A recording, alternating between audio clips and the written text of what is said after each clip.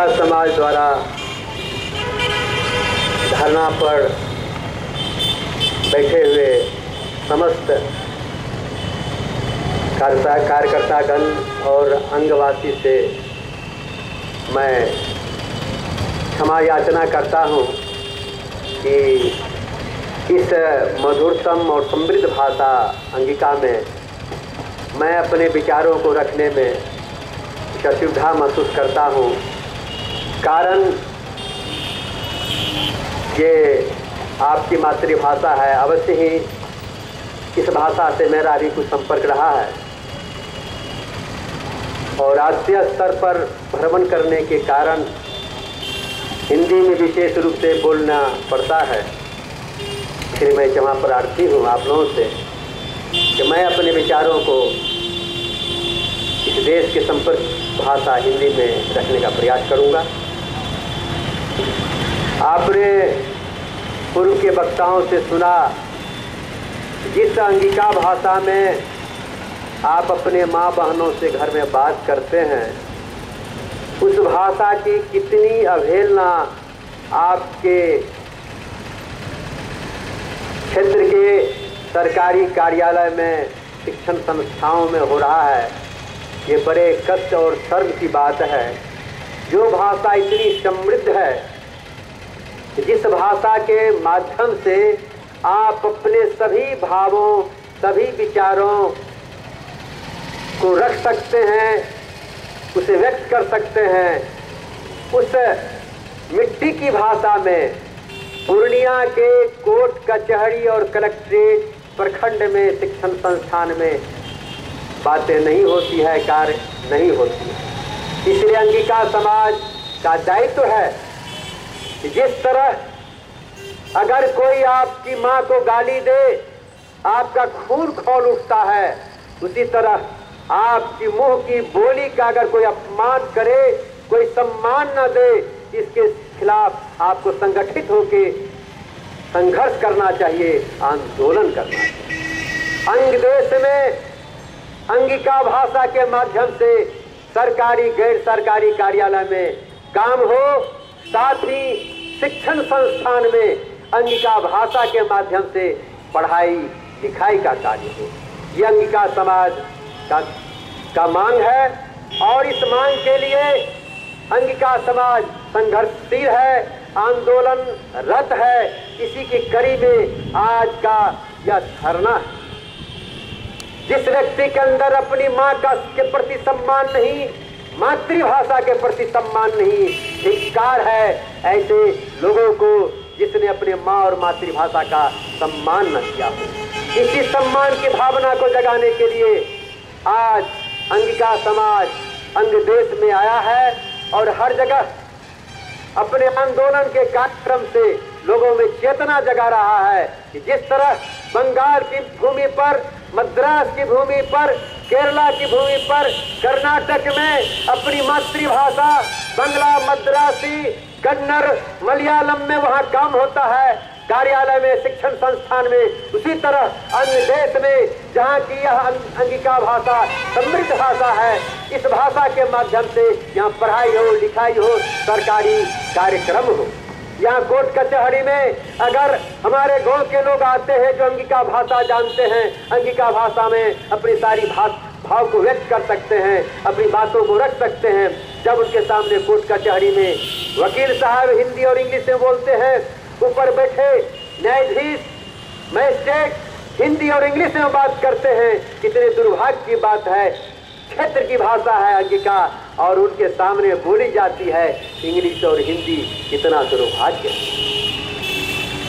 हम अंग्रेजी पढ़ेंगे, हम जर्मन पढ़ेंगे, फ्रेंच पढ़ेंगे, जापानी पढ़ेंगे, दुनिया की जितनी भाषा सीखनी हो हम सीखेंगे, लेकिन हमारे क्षेत्र में यहाँ जो कार्यक्रम होंगे वो होगा अंगिका भाषा में, यहाँ के कार्यालयों में, यहाँ के शिक्षण संस्थाओं में।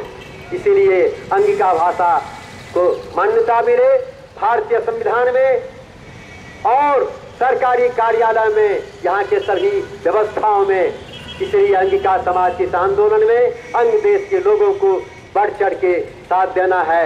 जिससे आप अपनी संस्कृति और सभ्यता की रक्षा कर सके, इसकी स्थापना कर सके, इसे मर्यादित कर सके। अब दूसरी बात है, यहाँ इतनी गरीबी, इतना हाहाकार है, इतनी बेरोजगारी है, इसका कारण क्या है? अंगिका समाज का आंदोलन का मुद्दा है। एक तरफ हम सांस्कृतिक आंदोलन करेंगे जिससे कि यहाँ की भाषा, यहाँ की संस्कृति की रक्षा हो, बाहरी संस्कृति और भाषा के कारण स्वरूप अन्य देश की अपनी संस्कृति धूमिल न हो जाए या पंगु न हो जाए या मिटता न जाए। इसलिए अन्य देश के लोग अगर सांस्कृतिक आंदोलन करेंगे अंगिका भाषा को लेकर, तो ठीक यहाँ के इंसान के अस्तित्व रक्षा के लिए वह आर्थिक आंदोलन भी करेंगे। हम एक बात बतलाना चाहते हैं, यह अन्य देश इतना धनी है कि अपने हर औलाद को रोजगार दे सकता है, हर औलाद को जीने की व्यवस्था दे सकता है। यह अन्य देश इतना धनी और संपन्न है, यह भारतवर्ष इतना धनी और संपन्न है कि कन्याकुमारी से कश्मीर तक हर हाथ को रोजगार दे सकता है, हर व्यक्ति को जीने की व्यवस्था दे सकता है। देश धनी है लेकिन देश की जनता गरीब है। आप देखें यह देश धनी कैसे है, एक धनी परिवार का बच्चा गरीब कैसे हो सकता है, लेकिन है दुर्भाग्य देश का। यहाँ की शासन प्रणाली, यहाँ का नेतृत्व एक ऐसा स्वरूप धारण कर लिया है, इस धनी देश की जनता को गरीबी में जीने के लिए विवश कर दिया है। आप यह जाने यह देश धनी कैसे है। आप चले कन्याकुमारी से कश्मीर तक, आप इसके भौगोलिक संपदा पे एक नजर डालें। आप चले कश्मीर और हिमाचल प्रदेश, उस हिमालय की घाटी में जहां सेबों का बगान भरा है। कन्याकुमारी से कश्मीर तक के मार्केट में आप देखेंगे सेब जो भरे पड़े हैं वो दो राज्य का सेब है, कश्मीर और हिमाचल प्रदेश का। एक राज्य पूरे हिंदुस्तान को, पूरे भारतवर्ष को सेब खिला सकता है, इतनी संपन्नता है इस देश, उस दोनों स्टेट में। उसके नीचे जब आप आएंगे पंजाब हरियाणा को जब देखेंगे तो पंजाब हरियाणा में गेहूं की फसलें ऐसी होती हैं, धान की इतने फसलें होते हैं कि पंजाब और हरियाणा को कौन कहे ये पूरे हिंदुस्तान को गेहूं खिलाने का औकात रखता है। उसके नीचे आप आए गुजरात और महाराष्ट्र की ओर, महाराष्ट्र में देखेंगे, गुजरात में देखेंगे तो वहां की मिट्टी पर अंगूर की खेती होती है। आप पूर्णिया के बाजारों में जो अंगूर भरे पड़े देख रहे हैं, वह एक स्टेट महाराष्ट्र पूरे हिंदुस्तान को अंगूर खिलाता है। वहां की मिट्टी, काली मिट्टी में इतनी उर्वरा शक्ति है कि अपने ऊपर कपास उपजाकर पूरे भारतवर्ष को वस्त्र पहनाता है। उसके नीचे जब आएंगे आप कर्नाटक और केरला और तमिलनाडु की ओर, तो वहां की मिट्टी, समुद्र किनारे का यह स्टेट अपने वक्षस्थल पर नारियल के बगानों से भरा पूरा यह राज्य पूरे भारतवर्ष को नारियल तेल सप्लाई करता है, विदेशों में नारियल तेल सप्लाई करता है। इस तरह यह पूरा का पूरा देश मिट्टी की उर्वरा शक्ति से इतना संपन्न है। और साथ ही साथ जिस राज्य में हम सभी हैं, बिहार राज्य या गंगा ब्रह्मपुत्र का मैदान है। जापान के कृषि वैज्ञानिक जब बिहार आए थे, इसने जब यहाँ की मिट्टी का सर्वेक्षण किया, कहा कि दुनिया का सबसे उपजाऊ मिट्टी है गंगा ब्रह्मपुत्र का मैदान। इस मिट्टी पर जितना उपज आप ले ले, यह मिट्टी सब दिन आपको फसल देगा, बाग बगीचा में फल देगा, ऊपर में सब्जी देगा। आप जानते हैं अभी अभी पेपर में निकला है, सासाराम भगवा की ओर में इतना धान का फसल हुआ है कि पंजाब से आए हुए धान को, गेहूं को कहा लौटाओ, हमारे यहाँ गोदाम में स्थान नहीं है। कारण सासाराम और भगवा में इतना धान और गेहूं हुआ है, हम कहाँ रखेंगे कि पंजाब के गेहूं को, धान को हम जगा देंगे। बिहार के पेपर में निकला है। आप जानते हैं कि मुजफ्फरपुर, वैशाली और समस्तीपुर की मिट्टी दुनिया की सबसे बेहतरीन मिट्टी है रसदार फल के लिए, जूसी फ्रूट के लिए। जहाँ का लीची विश्वविख्यात है, जहाँ का केला विश्वविख्यात है, जहाँ का आम विश्वविख्यात है। फल का बगान से यह तीनों जिला पूरे भारतवर्ष को फल खिला सकता है। लीची, आम, केला, बेदाना, ये सारे के सारे फल से ये पूरे विश्व मार्केट को भर सकता है, इतनी उर्वरा शक्ति है इस 3 जिला में। और बाकी जिला में आप जानते हैं कि खगड़िया जिला है आपका, कटिहार जिला है, पूर्णिया जिला है, यहाँ इतना फसल होता है, मकई का, धान का, ऊख होता है। इस पर किसान लहलहा के अपने घर को भर सकता है धन धन। लेकिन इतनी व्यवस्था है, इतना उपज हो सकता है, लेकिन इस देश में फिर गरीबी क्यों? बड़ी अजीब बात। जिसकी मिट्टी में इतनी उर्वरा शक्ति हो, जो पूरे विश्व को फल खिला सकता है, पूरे विश्व को अन्न खिला सकता है, पूरे विश्व को सब्जी खिला सकता है, और यह बिहार जिसकी मिट्टी उर्वरा वन में दुनिया का सबसे सर्वश्रेष्ठ मिट्टी है, सबसे सर्वश्रेष्ठ मिट्टी के होने के बावजूद भी यहाँ के लाखों लोग पेट की भूख की ज्वाला को मिटाने के लिए हिंदुस्तान के अनेक राज्य में भटकते रहते हैं। और अगर अभी के हाहाकार में पड़ के यह मजबूरी में अपराधीकरण में भी भटक जाते हैं, जिसकी घटना पेपरों में आए दिन हमको देखने को मिलता है। अर्थात खेती परिवार में कितने लोग करेंगे? खेती के लिए बहुत लोग की आवश्यकता नहीं होती है, मुट्ठी भर लोग खेती करेंगे, बाकी लोग क्या करेंगे? पढ़े लिखे लड़के क्या करेंगे? ये मजदूर खेती कर दिए, इसके बाद क्या करेंगे? गेहूं को रोपने के बाद बैठे बैठे क्या करेगा? गेहूं के बो के बाद ये मजदूर क्या करेगा? खाली समय में इनको क्या करेंगे? इसलिए खाली समय में हमारे बिहार राज्य से कम 2 करोड़ मजदूर धान रोपने के बाद चला जाता है, गेहूं बो के बाद चला जाता है। कहाँ जाता है? तो पंजाब जाता है, मद्रास जाता है, रोजगार नहीं मिलता है तो चोरी करता है और गोली खाता है और निकलता है कि बिहार के लोगों ने चोरी किया। धिक्कार है इस राज्य के सरकार को, जो अपने देश की जनता को, अपने राज्य की जनता को रोजगार नहीं दे सकता है। इस सड़क से हमको क्या होगा? बिहार में सड़कों का जाल फैलाया है बिहार के मुख्यमंत्री ने, कहा बिहार विकास कर रहा है, इस पर लखपतियों का कार दौड़ेगा, यही बिहार का विकास है। यहाँ इस रोड पर पूंजीपतियों का माल जाएगा बाजार में, यही बिहार का विकास है। 2 करोड़ यहाँ का मजदूर, गरीब बच्चे आज हिंदुस्तान के विभिन्न राज्यों में पेट की ज्वाला की शांति के लिए पार्टी लेके भीख मांग रहा है। कोई रोजगार दो पंजाब के भाइयों, कोई रोजगार दो मद्रास के भाइयों, कोई रोजगार दो हरियाणा के भाइयों। धिक्कार है यहाँ की सरकार को, ये धोखा देता है लोगों को। 79,000 का बजट है इसका और 79,000 करोड़ का ये बजट बनाया है इस बार, और 16,000 करोड़ का इसका राजस्व है। क्यों तुम्हारा 16,000 करोड़ का राजस्व है? तुम्हारे पास कल कारखाना नहीं है, तुमको राजस्व कहां से मिलेगा? इसीलिए तुम शराब का भट्टी खुलवाते हो, गांव-गांव में शराब का लाइसेंस दे रहे हो कि नहीं सही तो शराब पिला के टैक्स वसूलेंगे, इससे सरकार को चलाएंगे। दुर्भाग्य है की बात। और सुनिए, यह देश, मैंने कहा कि यहाँ की मिट्टी कितनी धनी है, यहाँ का गर्भ कितना धनी है, यहाँ की मिट्टी के अंदर कितनी संपदा है। आप सुनिए,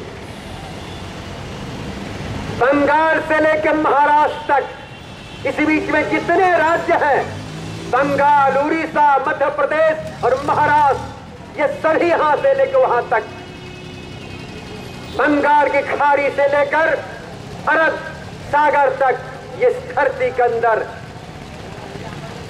खरबों खरबों महासंघ की संपत्ति गरी हुई है, लोहा के रूप में, कोयला के रूप में, तांबा के रूप में, यूरेनियम के रूप में, जिससे एटॉमिक शक्ति बनता है, एटम बम बनता है।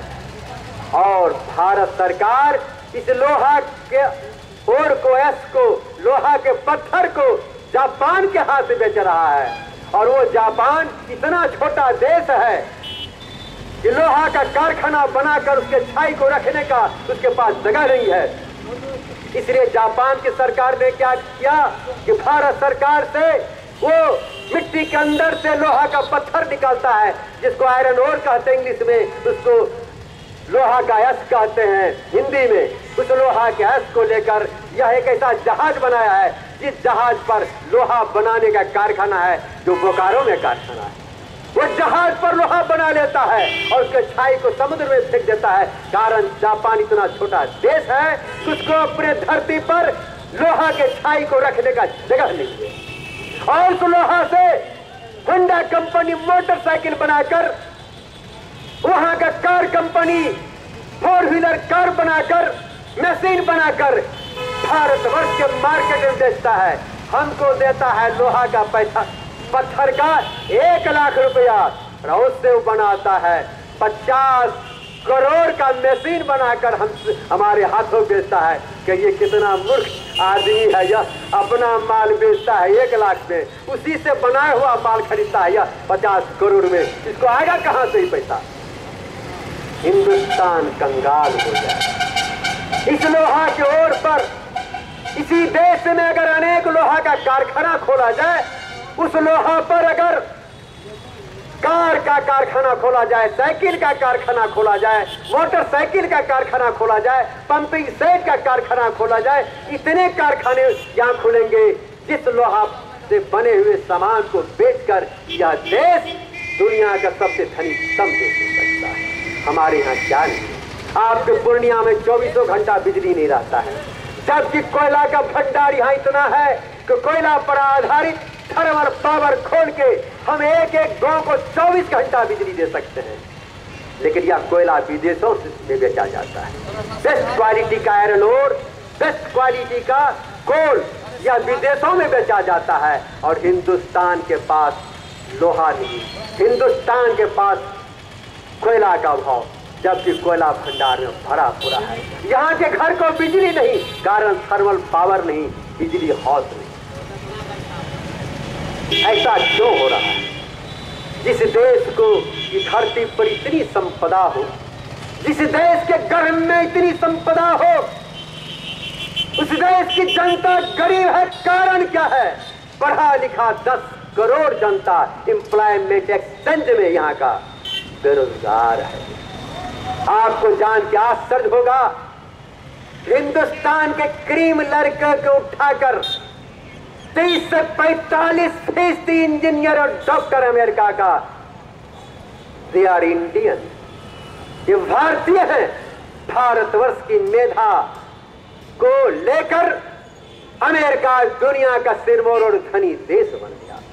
जर्मनी, इंग्लैंड में 40% डॉक्टर इंडियंस है। यहाँ का मेधा का पलायन हो रहा है। कारण क्या है? मेधा में दुनिया का धनी देश भारतवर्ष, धरती की उर्वरा मिट्टी में गंगा ब्रह्मपुत्र का मैदान, सबसे उर्वरा मिट्टी हिंदुस्तान को, खनिज संपदा से भरा देश भारतवर्ष। फिर गरीब क्यों? क्या कारण है ये विचारणीय? देश धनी है, मेधा है, फिर भी हम गरीब हैं। आखिर कारण क्या है? कारण है कि देश की जनता से जो चुनी हुई नेतृत्व सत्ता है, उनके पास चरित्र नहीं, उनके पास नैतिक बल नहीं है, इच्छा शक्ति नहीं है कल्याण और सेवा करने का। और परिणाम स्वरूप भारतवर्ष की जनता गरीबी के हाहाकार में जी रही। इस देश में कैश प्रॉपर्टी इतना है, किस देश के नेताओं, ठेकेदारों, बड़े बड़े उद्योगपतियों, बड़े बड़े मिनिस्टरों, बड़े बड़े अफसरों का धन और संपत्ति विदेशों में काले धन के रूप में जमा किया गया है, और यह है 2500 अरब डॉलर। और भारत सरकार के खजाना में यह डॉलर है 300 अरब डॉलर। जैसे हम बाजार में जाएंगे किसी दुकान में खरीदने के लिए, तो पॉकेट से नोट निकालते हैं। जिस व्यक्ति के पास ये इंडियन रुपीज होता है, भारतीय रुपया, 10 लाख 10 करोड़, उसको हम लोग कहते हैं बहुत धनी आदमी है। तो उसी तरह किसी दुनिया के किसी देश को तब धनी माना जाता है जब उसके पास अमेरिकन डॉलर होता है, क्यों? किसी डॉलर के माध्यम से पूरे दुनिया में आप व्यवसाय कर सकते हैं। दूसरे देश में आपका रुपया नहीं चलेगा, वहां चलेगा डॉलर। तो जिस देश के पास इतना डॉलर होता है उसको उतना धनी माना जाता है। भारत सरकार के खजाना में है लगभग 300 अरब डॉलर। इस 300 अरब डॉलर पर भारत सरकार कहती है हम विकासशील देश हैं, हम गरीब नहीं। 300 अरब डॉलर पर जो देश कह रहा है हम होश संभाले हुए हैं, इसी देश का 2500 अरब डॉलर है विदेशों में। एकमात्र स्विट्जरलैंड के बैंकों में इसका जमा है 1500 अरब डॉलर। ये रुपया में कितना है? ये रुपया में होता है 72,80,000 करोड़ रुपए। हम आपको जानकारी देना चाहते हैं कि देश की स्थिति क्या है, नेता की स्थिति क्या है, हमारी और हमारी जनता की स्थिति क्या है। भारत सरकार का राष्ट्रीय बजट पिछले साल का था। इसका आमदनी रेवेन्यू का, टैक्स का 8 लाख करोड़ के आसपास, इसका खर्चा लगभग 12 लाख करोड़ का, 4 लाख का घाटा का सौदा। और जिस देश का बजट है 12 लाख करोड़ का, 4 लाख इसका घाटा जा रहा है, यह 1947 से लेकर आज तक 64 वर्षों के इतिहास में इसने घाटा का बजट पेश किया है, बिहार सरकार से लेके भारत सरकार तक। और आज एक एक बच्चा जो पैदा हो रहा है इस देश में, उसके ऊपर वह कर्जा जा रहा है। इस सरकार के कर्जखोरी कारण, चाहे बिहार सरकार ने कर्जा लिया हो कि भारत सरकार ने कर्जा लिया हो, यह कर्जा पर चल रहा है बिहार सरकार। मैंने कहा कि जिसका रेवेन्यू है, जिसका टैक्स का पैसा आ रहा है, इसको 16,000 करोड़ का, और उसका खर्चा है 79,000 करोड़ का, कहीं से कर्जा लेगा तब नहीं ये पूरा बजट को पूरा करेगा। ये कर्जा देगा कौन सी बात है?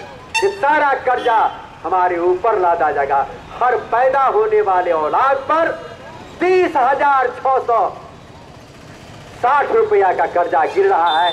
जिस बच्चे ने कभी किसी से एक पैसा कर्जा लिया नहीं, उसको पता भी नहीं है कर्जा होता क्या है।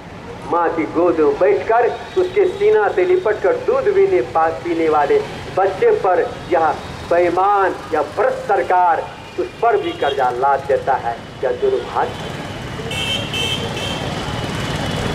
इसलिए अंगिका समाज का कहना है कि हे अंग देश के लोगों, जागो। जब तुम धनी देश की जनता हो, फिर गरीबी में क्यों जी रहे हो? अपने हक और हिस्सा के लिए संगठित होके आंदोलन करो, संघर्ष करो। अंग्रेज वैसे नहीं भागा था इस देश से। अंग्रेज के राज्य में सूर्यास्त होता था। एक तरफ ऑस्ट्रेलिया और दूसरी तरफ अमेरिका समूचे विश्व में उसका ध्वजा फहरता था। जिसके राज्य में सूर्यास्त होता था, ऐसा साम्राज्य अंग्रेजों का, उस अंग्रेजों के वक्षस्थल पर पार्लियामेंट में बम विस्फोट करके यहाँ के युग को नगा दिया। इसका देश गुलाम रहने के लिए तैयार नहीं है, हिंदुस्तान को छोड़ो। और जब इतना शक्तिशाली साम्राज्य को भारतवर्ष से जाना पड़ा, तो मैं आपको आगाह करता हूं, अगर जनता जग जाए, संगठित होकर आंदोलन करे, इन पापियों को, भ्रष्टाचारियों को भी रास्ता नापना पड़ेगा, शोषण को छोड़ना पड़ेगा। लेकिन फिर भेजोगे किसको? कहते हैं पार्टी के बदल जाए तो कौन पार्टी जाते फिर वहां? सब पार्टी का तो एक ही चरित्र है। क्या किया जाए? लोग कहते हैं किसको भेजा जाए? बैनर अलग अलग है, झंडा अलग अलग है, चरित्र तो सबका एक ही है। आखिर क्या किया जाए? इसलिए अंगिका समाज प्रोटेस्ट संगठन का कहना है कि देश को चाहिए नैतिकवादी नेतृत्व और आर्थिक प्रजातंत्र। अब जो मैं कहने जा रहा हूं, मैं आपके सामने घोषणा करता हूं। अभी तक जो मैंने कहा है, हो सकता है दूसरे संगठन के लोग भी उन बातों को आपको कह सके, लेकिन अब जो मैं कहने जा रहा हूं, आपके सामने मैं दावा के साथ कहता हूं, इस भारतवर्ष कौन कहे, विश्व के किसी राजनीतिक पार्टी में कोई नेता जो अब मैं कहने जा रहा हूं, उसको कहने का मद्दा नहीं रखता है, उसको कहने का साहस नहीं रखता है जो अब मैं कहने जा रहा हूं। आप किसी भी पार्टी से कहिएगा एक अंगिका समाज के मंच से एक व्यक्ति ने ऐसा ललकार के कहा था, क्या आप उसको कह सकेंगे जो उन्होंने कहा था। इसलिए मैं अब जो कहने जा रहा हूं, इस धरती पर किसी भी संगठन का कोई कार्यकर्ता, कोई नेता इसे कहने का साहस नहीं कर पाएगा। अगर वह साहस नहीं कर पाएगा तो देश का, समाज का कल्याण आप समझ ले उसे कभी नहीं हो सकता। हमारा नारा है नैतिकवादी नेतृत्व और आर्थिक प्रजातंत्र की स्थापना। ये नैतिकवादी नेतृत्व क्या है?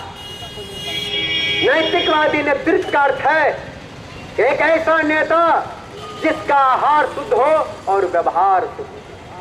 किसी भी राजनीतिक पार्टी का, किसी भी सामाजिक संगठन का, किसी भी सरकारी पदाधिकारी में वही व्यक्ति रहेगा जिसका आहार और व्यवहार शुद्ध और पवित्र होगा। क्या है आहार शुद्धि?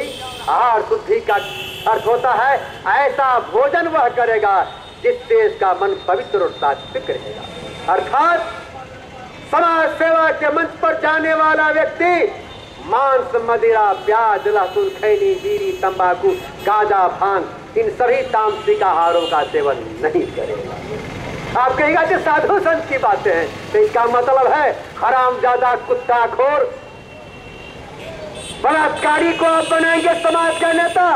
हम आपको साधुता की बात कहते हैं, ये तो कहिएगा एक साधु की बात है। तो इसका मतलब आपने भी यह मान लिया है कि हमको अपने माँ बहनों की रक्षा के लिए गुंडों को रखना है, देश की खजाना की रक्षा के लिए भ्रष्टाचारियों को रखना है। मैं कहता हूं जब तक धरती पर नैतिकवान व्यक्ति नहीं आएगा आप लूटे जाएंगे, आपकी माँ बहनी लूटी जाएगी। जब तक थाना में मांस खाकर बोतल खोलने वाला दरोगा रहेगा तब तक क्या आपकी बहनें लूटी जाएगी, तब तक आपके शहरों में अपराध होगा। इसलिए मेरा कहना है नक्शा बदल दो, फिजा बदल दो, आसमां बदल दो। इसे क्रांति कहते हैं। विप्लव ला दो धरती पर, इसे सांस्कृतिक आंदोलन कहते हैं। धरती पर आज तक नहीं हुआ। यह किया था महाभारत काल में नारायण कृष्ण ने, बड़ा भीषण युद्ध हुआ था। उन्होंने कहा था परित्राणाय साधूनां विनाशाय दुष्कृतां धर्म संस्थापनार्थाय संभवामि। दुष्टों का सर्वनाश करो, साधुओं की रक्षा करो। साधुओं की रक्षा कौन करेगा? साधु करेगा। इसलिए आहार शुद्धि में वह व्यक्ति सात्विक भोजन करेगा, मांस मदिरा का सेवन नहीं। दूसरा है व्यवहार शुद्धि। व्यवहार शुद्धि का अर्थ होता है अपनी वृत्तियों और इंद्रियों पर से संयमन करना पड़ेगा। यह भाषण से, प्रवचन से, गीता और रामायण पाठ से, कुरान पाठ से हो नहीं सकता है। अगर होता तो कुरान पाठ करने वाले कोई अपराधी नहीं होते, रामायण पाठ करने वाला कोई अपराधी नहीं होता, गीता पाठ करने वाला कोई अपराधी नहीं होता। कुरान पाठ करने वाला भी अपराधी है, गीता पाठ करने वाला भी आज समाज में अपराधी है, रामायण पाठ करने वाला भी अपराधी है। पाठ करने से चरित्र नहीं बनता है, चरित्र बनेगा अभ्यास।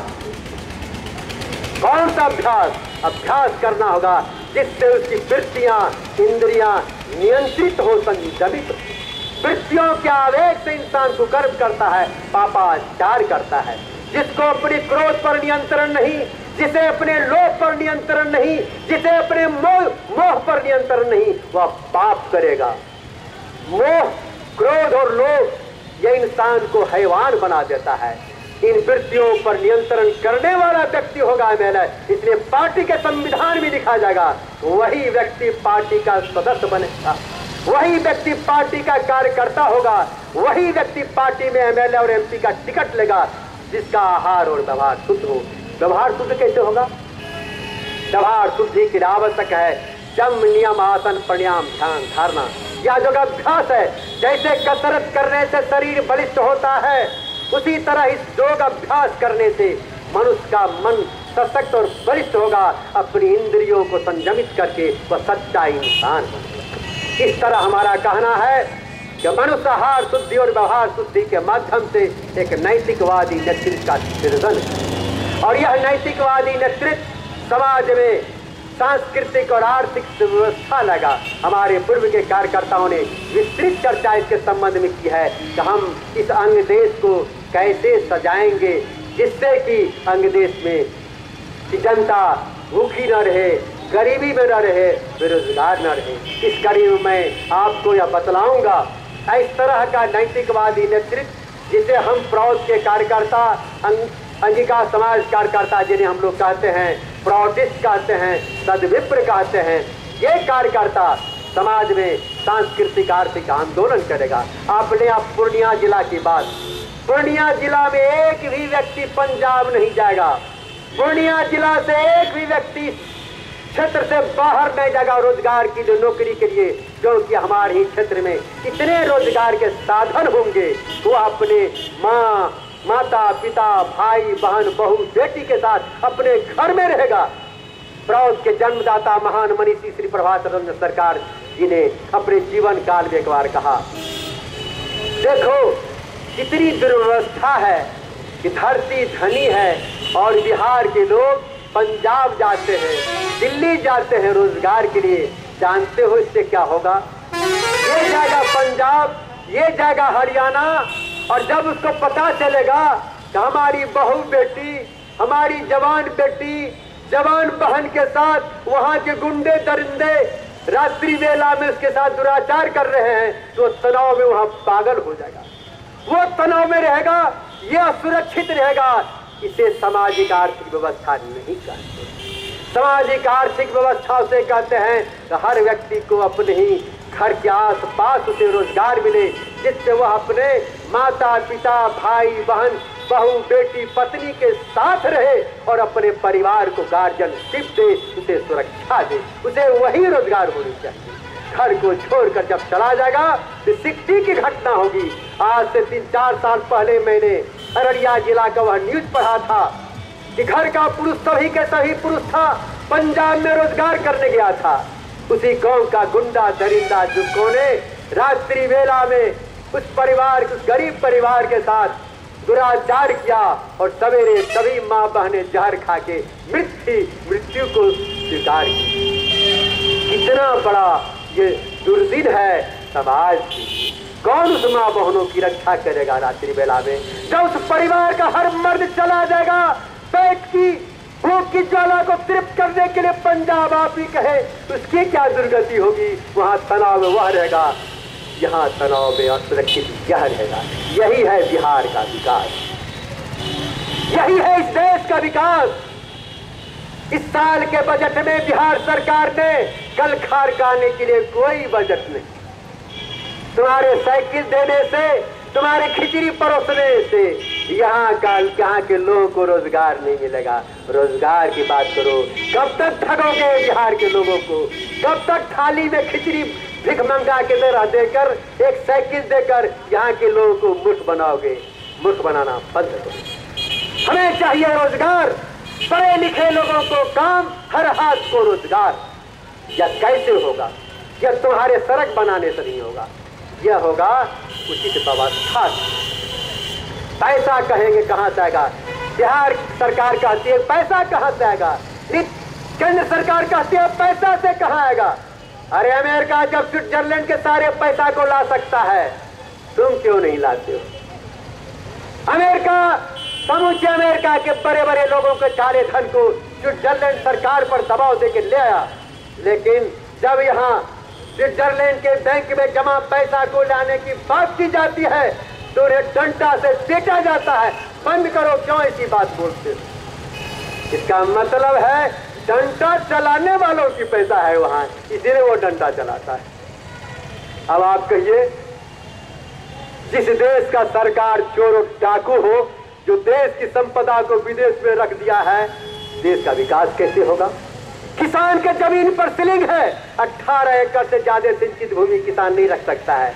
लेकिन आपको मालूम है, इस देश में एक परिवार है, 2 भाई 1 माँ, 3 शेयर है, उसकी संपत्ति है 3 लाख करोड़।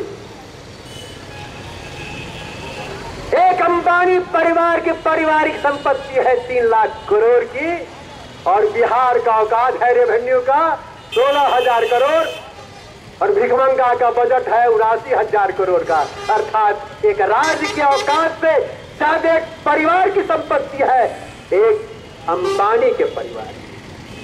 यहाँ रहने के लिए झोपड़ी नहीं है। और उस मुकेश अंबानी का घर बंबई के समुद्र के किनारे में बन रहा है 9,200 करोड़ का, जिसका नाम है एंटीला। दुर्भाग्य है, किसान की जमीन पर सीलिंग, इन खरबपतियों की संपत्ति पर कोई सीलिंग नहीं। तुम्हें पैसा कहां से आएगा? पैसा तो अंबानी के पास है, पैसा तो टाटा के पास है, पैसा तो बजाज के पास है, पैसा तो देश के 100 बड़े बड़े पूंजीपतियों के पास। न्याय यह कहता है संविधान में समान न्याय होना चाहिए। अगर किसान का संपत्ति पर सीलिंग हो सकता है तो पूंजीपतियों की संपत्ति पर सीलिंग होना चाहिए, और उसे किया जाए। देश में ही संपत्ति है, देश की संपत्ति विदेश में है। इन संपत्तियों को लाकर हम हिंदुस्तान के हर कस्बे में इतना कल कारखाना खोल देंगे कि देश का कोई हाथ बेरोजगार नहीं रहेगा। अब आइए इन संपत्तियों को हम ले आए, क्या करेंगे अब सुनिए कुछ योजना। एक दो योजना मैं बताऊंगा, विस्तृत योजना इस मंच से बताने का समय नहीं है, उतना बताना संभव नहीं है। आपको इस पूर्णिया जिला की एक योजना बताता हूं। इस पूर्णिया जिला में केले की खेती होती है, इस पूर्णिया जिला में धान की खेती होती है, इस पूर्णिया जिला में मकई की खेती होती है। आइए अब योजना कैसे किया जाएगा, कैसे यहाँ से पंजाब जाना बंद, गाड़ी में इतना जगह रहेगा कि आराम से आती जाएगा। ये ठेलम ठेला नहीं, मैंने बरौनी में देखा था किसी जमाने में कि कुली को पैसा दिया था, लात मार के ठेल के ढुका निकाले, हमको मुक्का मारो, लात मार के तुमको पैसा देंगे, या पैसा दिया जाता लात मार के हमको ठेल दीजिए 50 टका देंगे कुली बाबू। लात मारने का 50 रुपया, गुस्सा मारने का 50 रुपया, ठेलने का 50 रुपया। क्यों? इस राज्य में जीने की व्यवस्था नहीं। और आज भी यह है, सहरसा मैंने देखा है जन सेवा एक्सप्रेस में 3-4 जिला का लोग वहां जमा रहता है, और एक आदमी को 5 आदमी ठेलता है, फिर उसको उठेलता है, फिर उसको उठेलता है। जब पूर्णिया में हर हाथ को रोजगार की व्यवस्था हो जाएगी, गाड़ी रहेगा धनाधन, आदमी आराम से बैठकर सो कर जाएगा। ये हुआ एक सभ्य समाज के बाद, ये हुआ सुखी संपन्न समाज। तो रोजगार होगा कैसे? यहाँ आपको सुनाते हैं केला पर कितना कारखाना खुलेगा। यह हमारी योजना है, पैसा का हमारे पास है। जैसे मैं व्यवस्था में आऊंगा, इस देश में कोई अरबपति खरबपति नहीं रहेगा, लेकिन तुमको भी रोजगार देंगे, तुमको किसी कारखाना का मैनेजर बनाकर तुमको भी दरमाहा देंगे, जिससे तुम्हारा भी बच्चा भूखा नहीं रहे। मैं कम्युनिस्टों की तरह तुम्हारा कत्ल नहीं करूंगा, कारण तुम भी मेरे भाई हो। मैं कम्युनिस्ट की तरफ बर्बर नहीं हूँ, आशाई नहीं हूँ। अगर पूंजीपति हो, अन्याय कर रहे हो, तुम्हारे अन्याय खत्म करके तुमको भी जीने की व्यवस्था देंगे और गरीब को भी जीने की व्यवस्था देंगे। तो मैं केला पर उद्योग लगाऊंगा। केला के बीच में जो लाठी नुमा डंठल रहता है, उससे आपने देखा होगा रेशा निकलता है, तोड़िएगा तो रेशा निकलेगा। उस रेशा से सिल्क का कारखाना खुलेगा, बहुत ही बेहतरीन कपड़ा का कारखाना। उसके ऊपर जो बहुत पतला लेयर है, उससे भी कारखाना, कागज कपड़ा का कारखाना खुलेगा। और उसके ऊपर जितना ऊपर आगे बढ़िएगा तो मोटा मोटा हो जाएगा। उन सबों को सुखाकर जलाकर उससे सोडियम बाइकार्बोनेट बनेगा, जिससे साबुन का कारखाना खुलेगा। साबुन बनाने के लिए तेल कहाँ से आएगा? ये तेल आएगा धान की के गुंडा से तेल बनेगा, उसको हम खा भी सकते हैं, उससे साबुन भी बना सकते हैं। तो साबुन का कारखाना बन गया, कपड़ा का कारखाना बन गया केला से। और उसके गुद्दा से एक केला को बहुत रखिएगा, 10 दिन 15 दिन रख सकते हैं, सड़ जाएगा, लेकिन केला को हम जाम जैली का ऐसा स्वरूप देंगे कारखाना में, वह सालों साल भर रहेगा। और जहाँ जिस क्षेत्र में केले की खेती नहीं होती है देश में और भारतवर्ष के बाहर, वहाँ केला का जाम सप्लाई करके इस क्षेत्र के किसान को पैसा मिलेगा। और केला के का जो गंध होता है अंदर में, उसमें इतने विटामिन हैं, उससे विटामिन के कारखाने खुलेंगे और सारे विटामिन के टैबलेट, आयरन के टैबलेट केला के जड़ से निकाल कर बनाकर हम मेडिसिन का इंडस्ट्री बनाएंगे। एक केला पर इतना का केला का दाम, बलखैया का दाम, डंठल का दाम और जड़ का दाम, सबका पैसा हमको मिलेगा। फल का पैसा मिलेगा, कपड़ा का कारखाना बनेगा, हमको रोजगार मिलेगा और उसके कच्चा माल का पैसा। अब आइए मकई, एक मकई के दाना पर 56 तरह का सामान बनेगा, उसका कारखाना बनेगा, स्टार्च का कारखाना उससे बनेगा। इस तरह के अनेक तरह के उससे चिप्स के कारखाने बनेंगे, अनेक तरह के उससे हम कारखाना बनाएंगे। और उसका जो होता है भुट्टा, उससे बेस्ट क्वालिटी का पेपर बनेगा। भारत सरकार नोट छापने का कागज भारत के से बाहर के दूसरे देशों से मंगाता है, जिसमें भारत का पैसा चला जाता है विदेश में। हम भुट्टा से बेस्ट क्वालिटी का पेपर बनाकर इंडियन नोट छापेंगे, हमारा पैसा बाहर नहीं जाएगा। उसके ऊपर जो बलखैया रहता है भुट्टा के ऊपर, उसे टिश्यू पेपर का कारखाना खोलेंगे। पूरे के पूरे मकई के डंठल से हम पेपर और कूट का कारखाना खोलेंगे। इस तरह हर उपजाऊ फसल पर, ऊख पर हम चीनी मिल खोलेंगे, उससे अल्कोहल का कारखाना खोलेंगे उसके रस से। और उस अल्कोहल से चलने वाला मशीन बना है ब्राजील में। आने वाले जमाने में 30 से 50 वर्ष के अंदर धरती का पेट्रोल खत्म हो जाएगा, तब ऊख के रस से जो चीनी बनेगा, उसका जो फेंका हुआ रस है, उससे अल्कोहल बनाकर हमारा टेम्पो चलेगा, कार चलेगा, मोटरसाइकिल चलेगा। पेट्रोल तो खत्म हो जाएगा धरती का, लेकिन ऊख कभी खत्म नहीं होगा। इससे हर बार चीनी बनेगा, हर बार रस बनेगा, हर बार अल्कोहल बनेगा और उससे मशीन चलेगा। और उसके सिट्ठी से पेपर का इंडस्ट्री बनेगा, उसकी लुगदी से खाद का कारखाना बनेगा। इस तरह समूचे खेती में जो सामान बनता है, उस पर हजारों कारखाना खोलेगा। हमको तो ऐसा हाल होगा कि कोई परिवार नहीं होगा जो एयर कंडीशन नहीं होगा, कोई घर नहीं होगा जिसके पास कार नहीं होगा। जब घर का हर सदस्य नौकरी करेगा, हर को 10,000 20,000 नौकरी मिलेगा, तब फिर घर धन हो जाएगा।